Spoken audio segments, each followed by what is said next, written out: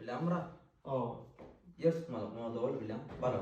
O. Ustalar deydi daha. Bilen mi? O. Moda ol bilen. O. Olama haçan bir tarihle moda olsa bilen mi?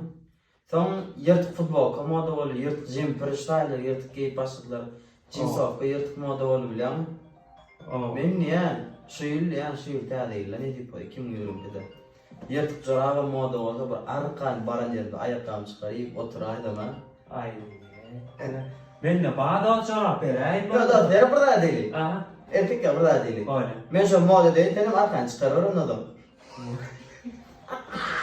Valla vurmadım. Milyar diye kim yırtık görüyor benim ayıp bilmem ya. Yok. Milyar görüyorum yırtık çorabı gene ya da tap ben ne kurbanım da verin çoraplarını. Vurmadım. Benim hatta etti. Vurmadım. 20 çıkan böyle.